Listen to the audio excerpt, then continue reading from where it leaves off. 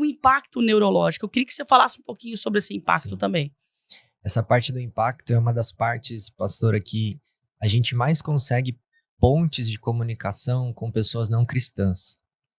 Porque quando a gente, por exemplo, fosse falar de pornografia com uma pessoa não cristã, que não segue os mesmos valores, você não teria um terreno muito comum ali. Mas agora com as descobertas neurológicas, até mesmo quem não é cristão, até mesmo quem é ateu, ele está começando a ver através dos estudos o impacto que tem estruturalmente no cérebro. A pornografia, ela sempre vai se utilizar de um contexto de novidade. Então, por exemplo, para explicar aqui para os ouvintes, né? Nós temos um neurotransmissor no nosso cérebro que ele é liberado sempre que a gente sente prazer ou sempre que a gente está participando de alguma atividade prazerosa, o sexo, o orgasmo e, pasmem, assistir pornografia também libera essa dopamina. Só que o que os estudos descobriram é que ela libera 200% mais do que o normal, do que uma relação sexual. O simples fato de você assistir pornografia faz essa liberação no cérebro. Meu Deus. E é uma enxurrada de neurotransmissor que o cérebro ele fica desestabilizado, ele precisa se regular disso. Uhum. Então, como a pessoa ela não vai parar de assistir e vai continuar dando esse estímulo de neurotransmissor, o cérebro ele faz o quê? Ele pega os receptores de dopamina que recebem essa dopamina e começa a diminuir eles no cérebro. Uhum.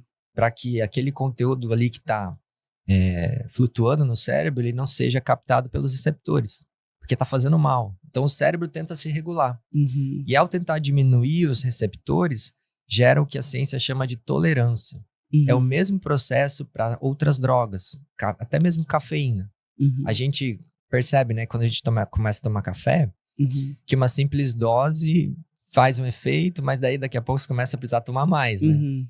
Porque vai girando essa tolerância no cérebro. Então, a pessoa que assiste pornografia, daqui a pouco ela percebe que os 5 minutos que ela está assistindo não são mais suficientes para gerar aquele mesmo prazer, aquela mesma recepção da dopamina. Uhum. E aí ela começa a passar mais tempo e começa a ver vídeos cada vez mais bizarros. Meu Deus. É o próprio cérebro que tenta se defender, ele se dessensibiliza daquilo ali, Uhum. e a pessoa, como não quer parar com aquele vício, ela começa a mergulhar cada vez mais fundo. Meu Deus. Então surge o que a ciência chama de tolerância. Por quê? Porque cada vez que a pessoa ela vê um vídeo pornográfico, por exemplo, e aqui eu vou ter que entrar em algumas coisas do mundo da pornografia, né? Cada vez que ela troca de categoria de vídeo, pensando aqui em um homem, cada vez que ele troca de tipos de mulheres, o pico de dopamina sobe lá em cima de novo. Uhum. Então, ela é uma arma destrutiva perfeita, pastora, porque ela trabalha muito com essa questão da novidade. Uhum. Na internet existe muita novidade. Sempre você vai poder acessar um site pornográfico e você nunca vai esgotar aquele tipo de vídeo. Sempre vai ter um novo, sempre vai ter algo que teu cérebro cai numa armadilha, tipo assim, esse vídeo eu ainda não assisti. É por isso que o cara que é aprisionado, o homem, a mulher, porque tem muita mulher hoje aprisionada na pornografia também.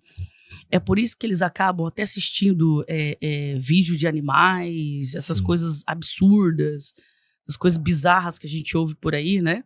Há muito tempo atrás eu vi um vídeo de uma ministra aqui do Brasil que ela citou que no mercado negro, né, vendem até vídeos de crianças sendo abusadas e quem compra esses conteúdos são pessoas que são aprisionadas na pornografia. Sim. Então chega nesse limite, pastor. Chega com certeza. Eu acredito assim que qualquer pessoa que hoje esteja consumindo pornografia, ela é uma pessoa em potencial para se tornar, vamos colocar assim, esses monstrinhos aí na sociedade. Uhum. Existe um caso famoso, inclusive, de um serial killer chamado Ted Bundy. Ele tem série na Netflix feita sobre ele, e ele foi eletrocutado lá por, se não me engano, 1980, algo assim. Chegou a matar mais de 30 mulheres nos Estados Unidos. E quando numa das últimas entrevistas que ele deu em vida, o entrevistador, muito bem preparado, ele pergunta para ele, porque o Ted Bundy cresceu inclusive em lar cristão. Ele pergunta como é que você, né, de um menino cristão, criado por uma mãe fiel ao Senhor na fé, se tornou esse monstro, né? E ele vai dizer que quando ele era adolescente, jovem, criança ali, o vizinho dele jogava revistas pornográficas na lata do lixo.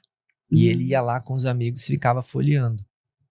E aos poucos, de tanto folhear aquelas revistas, Ele foi sentindo as garras, assim, daquela obsessão cravar cada vez mais no coração dele, até que ele não conseguia mais se conter e precisou extrapolar isso para a vida real.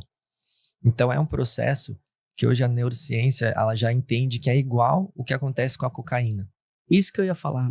Fisicamente, inclusive.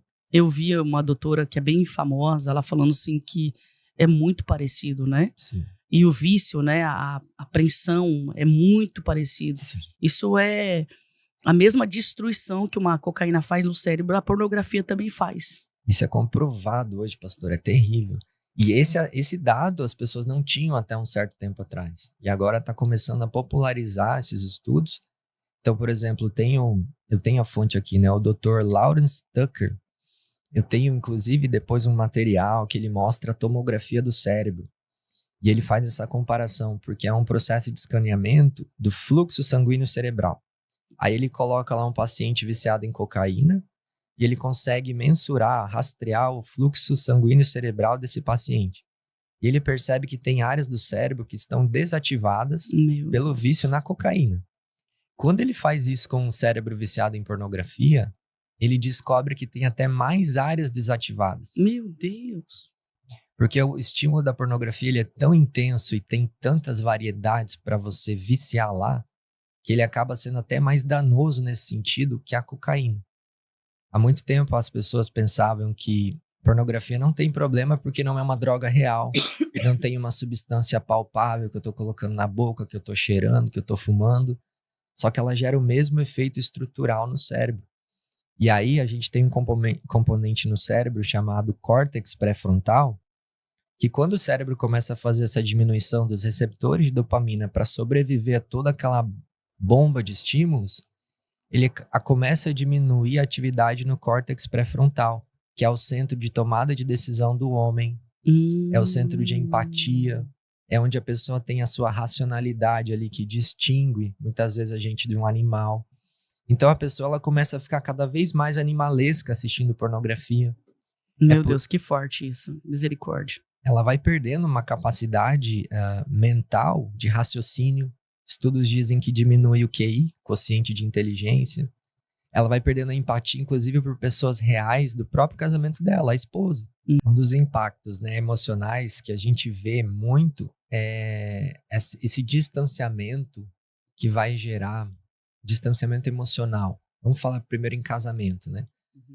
Eu vou falar aqui da parte do homem, mas serve para a mulher também. O homem que está preso na pornografia, ele vai desenvolver uma mentalidade de desapego afetivo da mulher real que está com ele. Porque ele vai preferir aquelas imagens que ele está assistindo, ele vai preferir aquele estímulo que ele está obtendo de forma mais fácil.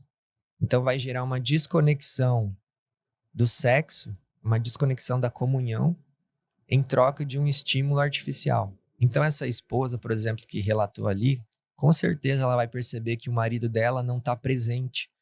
É como se ele tivesse de corpo presente, mas psicologicamente ele não está ali. Não só na relação com ela, mas no dia a dia. Vai esvaziando a alma da pessoa.